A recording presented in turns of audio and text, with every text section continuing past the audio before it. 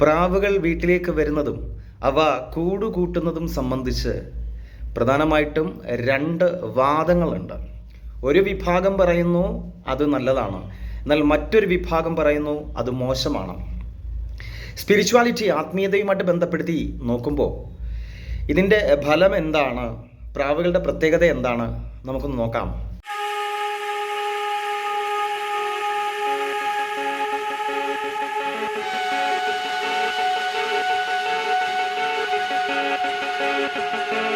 നമസ്തേ, രുദ്രധാര.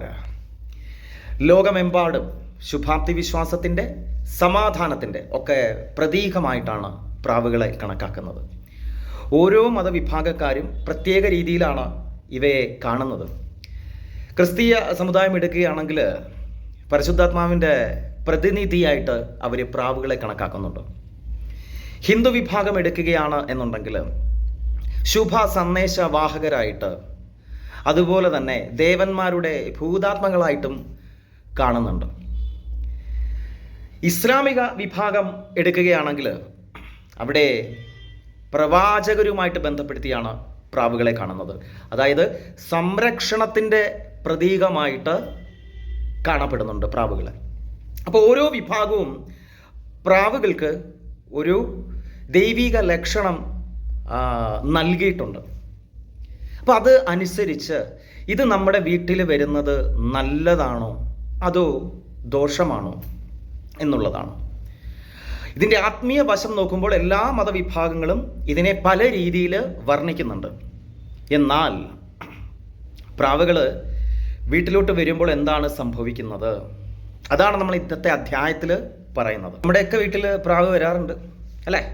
അതിന് ഭക്ഷണം കിട്ടുന്നിടത്ത് അത് സ്ഥിരമായിട്ട് വരും, സ്വാഭാവികമാണ്. പക്ഷെ പണ്ട് കാലത്തൊരു വിശ്വാസം ഉണ്ടായിരുന്നു, കൃഷി സ്ഥലങ്ങളിൽ പ്രാവുകളുടെ എണ്ണം വർദ്ധിക്കുകയാണെന്നുണ്ടെങ്കിൽ നല്ല വിളവ്, 100 മേനി വിളവ് ഉണ്ടാകാൻ സാധ്യതയുണ്ട് എന്നൊരു വിശ്വാസം ഉണ്ടായിരുന്നു. എന്നാൽ നമ്മളിവിടെ പറയുന്നത് നമ്മുടെ വീട്ടിലേക്ക് ഇത് വന്നാൽ എന്താണ് സൂചന? പ്രാവുകൾ കൂട്ടമായിട്ട് വരും, ചിലപ്പോൾ 1-2 പ്രാവുകളായിട്ട് വരും. അപ്പോൾ എന്തിനെയാണ് സൂചിപ്പിക്കുന്നത്? ഇപ്പം നമ്മുടെ ജനാലയുടെ മുകളിൽ വന്നിരിക്കുന്നു, നമ്മുടെ പ്രധാന വാതിലിൻ്റെ മുന്നിൽ വന്നിരിക്കുന്നു. എന്താണ് സൂചിപ്പിക്കുന്നത്? ഒന്ന്, നമ്മുടെ ആത്മീയ തലം അത് കുറച്ചുകൂടെ ഉയരാൻ പോകുന്നു. അതായത് സമീപ ഭാവിയിൽ എന്താണ് സംഭവിക്കുന്നത് എന്നുള്ളൊരു സൂചനയായിട്ട് പ്രാവുകളുടെ വരവിനെ നമുക്ക് കണക്കാക്കാൻ സാധിക്കും. ഇനി ശുഭ സൂചകമായിട്ടാണ് ഇവിടെ കണക്കാക്കുന്നത്.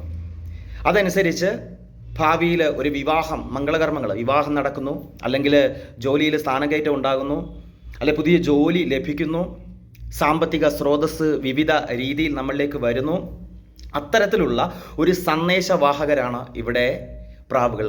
നമുക്കറിഞ്ഞൂടെ, പണ്ട് കാലഘട്ടത്തിൽ രാജഭരണം നിലവിലുള്ള സമയത്ത് കൂടുതലും സന്ദേശങ്ങൾ അയക്കാൻ നമ്മൾ പ്രാവുകളെ എന്ത് ചെയ്തിരുന്നു, ഉപയോഗിച്ചിരുന്നു. അപ്പോൾ പ്രാവുകൾക്ക് അങ്ങനെ ഒരു പ്രത്യേകത കൂടിയുണ്ട്. അതുപോലെ തന്നെ നമുക്കറിയാവുന്ന മറ്റൊരു കാര്യമാണ്, ആഗോളതലത്തിൽ പ്രാവുകളെന്ന് പറയുന്നത് സമാധാനത്തിൻ്റെ പ്രതീകമാണ്. അപ്പോൾ അവരെ മറ്റ് പക്ഷികളെക്കാൾ കൂടുതൽ ഒരു ദൈവികത പ്രാവുകൾക്ക് നൽകുന്നുമുണ്ട്. അപ്പോൾ അവർ കൂട്ടമായിട്ട് നമ്മുടെ വീട്ടിലേക്ക് വന്നാൽ അർത്ഥമാക്കുന്നത് കുടുംബ ഐക്യത്തിനെയാണ്. നല്ല രീതിയിൽ ആ കുടുംബത്തിലുള്ളവർ തമ്മിൽ നല്ലൊരു റിലേഷൻ അല്ലെങ്കിൽ നല്ലൊരു ബന്ധം നിലനിൽക്കും എന്നുള്ളതാണ് പ്രാവുകൾ കൂട്ടമായിട്ട് വരുന്നത് സൂചിപ്പിക്കുന്നത്. അപ്പോൾ ഞാൻ ഇത്രയും പറഞ്ഞത്, ഈ പറഞ്ഞ 3 കാര്യങ്ങളും നല്ലത് തന്നെയാണ്. അപ്പോൾ പ്രാവ് വരുന്നത് മോശമല്ല എന്ന് ഞാൻ പറഞ്ഞു. അത് പണ്ട് കാലം മുതലേ ഉള്ള ഒരു വിശ്വാസമായിരുന്നു. പക്ഷേ നമ്മൾ എന്ത് നല്ല വശം പറയുമ്പോഴും അതിനൊരു എതിർവശം ഉണ്ടാവും അല്ലേ, ഒരു മോശം സൈഡ് കൂടി ഉണ്ടാവും. അത് പരിഗണിക്കുമ്പോൾ നമ്മുടെയൊക്കെ വീടുകളിൽ പ്രാവുകൾ കൂട് കൂട്ടാറുണ്ട്. എന്താണ് കൂട് കൂട്ടിക്കഴിഞ്ഞാലുള്ള കുഴപ്പം? പ്രാവുകളുടെ കാര്യം എടുക്കുമ്പോൾ മികച്ച ദിശാബോധം, അതുപോലെ ഓർമ്മശക്തി, ഇത് വളരെ വലുതാണ്. ഒരു സ്ഥലത്ത് നിന്ന് പോയി തിരിച്ച് അതേ സ്ഥലത്തേക്ക് എത്താനുള്ള കഴിവ് ഈ പ്രാവുകൾക്കുണ്ട്. അപ്പോൾ പ്രാവ് വീട്ടിൽ കൂടുകൂട്ടിയാൽ നല്ലതാണോ? ഒരു പ്രശ്നമില്ല, നല്ലതൊക്കെ തന്നെയാണ്. പക്ഷേ ഇവിടെ എന്താണ് ദോഷം, അതാണ് തിരിച്ചറിയേണ്ടത്. തുടക്കം തന്നെ ഞാൻ പറയുന്നു, നമ്മുടെ ബാൽക്കണിയിലോ നമ്മുടെ വീടിൻ്റെ ഏതെങ്കിലും ഒരു ഭാഗത്ത് ഈ പ്രാവുകൾ കൂട് കൂട്ടുകയാണ് എന്നുണ്ടെങ്കിൽ അതിനെ നിങ്ങൾ ഒഴിവാക്കാൻ ശ്രമിക്കുക. കാരണം ഈ പ്രാവുകൾ കൂടുകൂട്ടി മുട്ടയിട്ട് ഈ മുട്ട വിരിഞ്ഞ് ഈ കുഞ്ഞുങ്ങൾ പുറത്തു പോയാൽ വളരെ നല്ലത് തന്നെയാണ്. കുടുംബ ഐക്യം വർദ്ധിക്കുന്നു, സമാധാനമുണ്ടാകുന്നു, അതുപോലെ വീട്ടിലെ നെഗറ്റീവ് എനർജി ഇല്ലാതാവുകയും പോസിറ്റീവ് എനർജി നിറയ്ക്കുകയും ചെയ്യുന്നു. അങ്ങനെയൊക്കെ ഒത്തിരി പ്രത്യേകതകൾ ഇതിനകത്തുണ്ട് ഈ പ്രാവുകളെ സംബന്ധിച്ച്. എന്നാൽ ഈ മുട്ടയ്ക്ക് എന്തെങ്കിലും കേടുപാടുകൾ സംഭവിച്ചാൽ, ഈ കൂടിനോ മുട്ടയ്ക്കോ എന്തെങ്കിലും കേടുപാടുകൾ സംഭവിക്കുകയാണ് എങ്കിൽ ദുരിതം അവിടെ സ്റ്റാർട്ട് ചെയ്യും. അതാണ് ഈ രണ്ട് വിഭാഗങ്ങളും രണ്ട് രീതിയിൽ പറയുന്നത്. അപ്പോൾ അവിടെ ആ മുട്ടകൾക്ക് എന്തെങ്കിലും സംഭവിച്ചാൽ അത് എവിടെയാണോ താമസിക്കുന്നത്, കാരണം അപകടങ്ങളെ മുൻകൂട്ടി കാണുവാനുള്ള ഒരു കഴിവ് ഈ പറയുന്ന പക്ഷിക്കുണ്ട്. അപ്പോൾ അതുകൊണ്ട് വളരെ സമാധാനപരമായിട്ടുള്ളൊരു അന്തരീക്ഷത്തിൽ ഇത് താമസിക്കത്തുള്ളൂ. അപ്പോൾ ഈ മുട്ടകൾക്ക് എന്തെങ്കിലും സംഭവിക്കുകയോ കൂടിന് കേടുപാട് സംഭവിക്കുകയോ ചെയ്താൽ ആ ദോഷം അല്ലെങ്കിൽ ആ ദുരിതം ആ കുടുംബത്തെ നല്ല രീതിയിൽ ബാധിക്കും. ഒന്ന്, കുടുംബ ഐക്യം ഇല്ലാതെയാകും. രണ്ട്, സാമ്പത്തികമായിട്ടുള്ള അഭിവൃദ്ധി കുറഞ്ഞുകൊണ്ടിരിക്കും. ജോലി ഭാരം വർദ്ധിക്കും, എന്നാൽ അതിനനുസരിച്ചുള്ള വരുമാനം കിട്ടാത്ത രീതിയിൽ താഴ്ന്നു പോകും. അപ്പോൾ പൊതുവേ പറഞ്ഞു കഴിഞ്ഞാൽ ദോഷമാണ്. അതുകൊണ്ടാണ് ഇത് പറയുന്നത്. ഇത് വരികയാണെന്നുണ്ടെങ്കിൽ നിങ്ങൾ ഒന്നുകിൽ അതിനെ സംരക്ഷിക്കുക, വീടിൻ്റെ മുകളിലാണെങ്കിൽ മറ്റുള്ള പക്ഷികളൊന്നും വന്ന് അത് കുത്തിപ്പൊട്ടിക്കാത്ത രീതിയിൽ നിങ്ങൾ നോക്കുക. അതിന് നിങ്ങൾക്ക് സാധിക്കുന്നില്ലെങ്കിൽ കൂട് വയ്ക്കുമ്പോൾ തന്നെ അതിനെ ഒഴിവാക്കുക. കാരണം നമ്മൾ അറിഞ്ഞുകൊണ്ട് ഒരു ദുരിതം വരുത്തി വെക്കേണ്ട ആവശ്യമുണ്ടോ? ഇല്ല. അപ്പോൾ അറിഞ്ഞുകൊണ്ട് നമുക്ക് ആ ഒരു ദുരിതം വേണ്ട, അല്ലേ? അപ്പോൾ വല്ലപ്പോഴും ഒക്കെ വന്നു പോവുകയാണ് എന്നുണ്ടെങ്കിൽ വളരെ നല്ലത് തന്നെയാണ്. പക്ഷേ ഇതിനെ കൂടുണ്ടാക്കി താമസിക്കാൻ അനുവദിക്കരുത് എന്ന് മാത്രമേ പറഞ്ഞുകൊള്ളൂ. അപ്പോൾ അതുപോലെ തന്നെ മറ്റൊരു കാര്യം കൂടെ ഓർമ്മിപ്പിക്കുകയാണ്. ഞാൻ തുടക്കത്തിൽ പറഞ്ഞതുപോലെ പ്രാവുകൾ എന്ന് പറയുന്നത് ചില വീടുകളിൽ സ്ഥിരം താമസക്കാരുണ്ടാവും, അല്ലെങ്കിൽ വല്ലപ്പോഴും വന്നു പോകുന്നവരുണ്ടാവും. ഈ വല്ലപ്പോഴും വന്നു പോകുന്നത് വളരെ അതീവ ശുഭകരമാണെന്ന് പറയുമ്പോൾ, ഒന്ന്, ദൈവത്തിൻ്റെ സന്ദേശവാഹകർ എന്നതിനും അപ്പുറം ആത്മാക്കളുമായിട്ട് അല്ലെങ്കിൽ മരണപ്പെട്ട പൂർവികരുമായിട്ട് ഇതിനൊരു ബന്ധമുണ്ടെന്നും ചില സംസ്കാരങ്ങളിൽ വിശ്വസിക്കപ്പെടുന്നുണ്ട്. അപ്പോൾ അവരുടെ സാന്നിധ്യം കൂടിയാണ്. അത് മോശപ്പെട്ട സാന്നിധ്യമല്ല, അതീവ ഗുണകരമായ സാന്നിധ്യമായിട്ടും ചില സംസ്കാരങ്ങളിൽ പ്രാവുകളെ വിശേഷിപ്പിക്കുന്നുണ്ട്, പ്രാവുകളെക്കുറിച്ച് വിശേഷിപ്പിക്കുന്നുണ്ട്. നിങ്ങളുടെ ജീവിതം ഒരു തരത്തിലുമുള്ള ഒരു പ്രോസ്പെരിറ്റി, ഒരു പ്രോഗ്രസ് ഇല്ലാതെ ഇങ്ങനെ മുമ്പോട്ട് പൊയ്ക്കൊണ്ടിരിക്കുക, എങ്ങനെയോ പോകുന്നു, പ്രത്യേകിച്ച് ഒരു മാറ്റമില്ല. നിങ്ങളുടെ പ്രതീക്ഷകൾ അപ്രത്യക്ഷമാകുന്നു, പ്രതീക്ഷ ഒന്നും നടക്കുന്നില്ല. ഇങ്ങനെയൊക്കെ വരുന്ന സമയത്ത് നമുക്ക് എന്ത് ചെയ്യും? വിശ്വാസങ്ങൾ വർദ്ധിക്കും, അല്ലേ? അപ്പോഴാണല്ലോ വിശ്വാസം വർദ്ധിക്കുന്നത്. അങ്ങനെ വിശ്വാസം വർദ്ധിക്കുമ്പോൾ നമ്മൾ നിമിത്തങ്ങളെ അല്ലെ ലക്ഷണത്തിനെ ഒക്കെ നമ്മൾ അതിൻ്റെയൊക്കെ പിന്നാലെ നമ്മൾ പോകും. അങ്ങനെ പോകുമ്പോൾ പ്രാവുകൾക്ക് അതുമായിട്ടൊരു ബന്ധമുണ്ട്. എല്ലാ പ്രതീക്ഷകളും അസ്തമിച്ച ഒരു മനുഷ്യൻ്റെ ജീവിതത്തിലേക്ക് ഒരു പ്രാവ് കടന്നു വരുമ്പോൾ അതിൻ്റെ അർത്ഥം ഇതാണ്: ഒന്നും കഴിഞ്ഞിട്ടില്ല, ഒന്നും തീർന്നിട്ടില്ല. കാരണം ശുഭാപ്തി വിശ്വാസത്തിൻ്റെ പ്രതീകമായ പ്രാവ് രണ്ട് തരമുണ്ട്, അറിയാമല്ലോ, മാടപ്രാവും വെള്ളരിപ്രാവും ഉണ്ട്.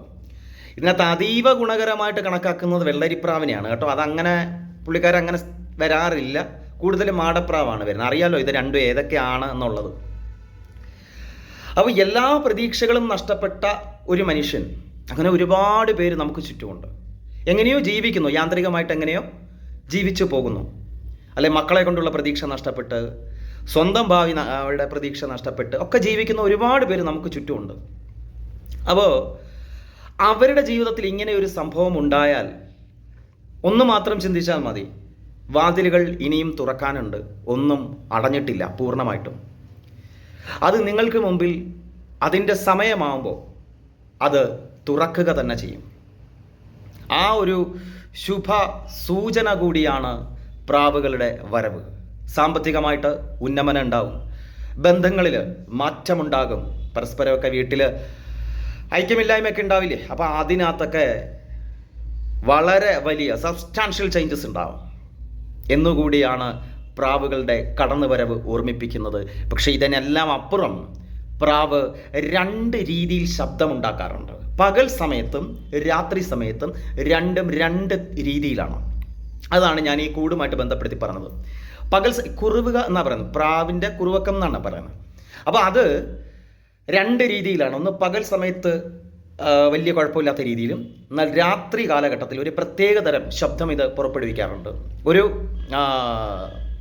നമുക്ക് കുറച്ച് ഭയപ്പെടുത്തുന്ന തരത്തിൽ ഇത് ശബ്ദമുണ്ടാക്കാറുണ്ട്. ആ സൂചന അത്ര നല്ലതല്ല. നമുക്ക് ആ ഉറക്കത്തിൽ അത് കേൾക്കുക എന്ന് പറയുന്നത്, പ്രാവിൻ്റെ കുറുകൽ കേൾക്കുന്നത് നമ്മുടെ ജീവിതത്തിനെ വളരെ വളരെ വളരെ നെഗറ്റീവായിട്ട് ബാധിക്കും. അപ്പോൾ അത് കേൾക്കാൻ പാടില്ല. ചില ശബ്ദങ്ങൾ അങ്ങനെയാണ് അല്ലേ, ശബ്ദോർജം എന്ന് തന്നെയല്ലേ പറയണേ. അപ്പോൾ അത് കേൾക്കാൻ പാടില്ല എന്നുള്ളതുണ്ട്. അതുകൊണ്ടാണ് ഞാൻ തുടക്കത്തിൽ പറഞ്ഞത്, കൂടുകൾ അനുവദിക്കരുത് വീട്ടിൽ. വന്നു പോകട്ടെ, അഥവാ കൂടുണ്ടെങ്കിൽ അതിനെ സംരക്ഷിക്കാനുള്ള ഉത്തരവാദിത്തം നിങ്ങൾക്ക് ഉണ്ട്. ആ കൂടിന് എന്തെങ്കിലും കേട് സംഭവിച്ചാൽ അതുപോലെ തന്നെ നിങ്ങളുടെ ജീവിതത്തിനെയും അത് ബാധിച്ചിരിക്കും എന്നുള്ളതാണ് പ്രാവുകൾ വീട്ടിലേക്ക് വന്നാൽ എന്ന അധ്യായത്തിലൂടെ പറയുന്നത്. അപ്പോൾ ഒരേ സമയത്ത് നല്ലതുമുണ്ട്, ഒരേ സമയത്ത് മോശമുണ്ട്. എന്താണ് നല്ലത് എന്ന് പറഞ്ഞു, എന്താണ് മോശമെന്ന് പറഞ്ഞു. നിങ്ങളുടെ ആത്മീയ തലം വർദ്ധിക്കുന്നതിൻ്റെയും കൂടെ ഒരു സൂചനയാണ് പ്രാവുകളുടെ കടന്നുവരവ് എന്ന് പറഞ്ഞുകൊണ്ട് ഇന്നത്തെ അധ്യായം ഇവിടെ പൂർണ്ണമാകുന്നു. നമസ്കാരം.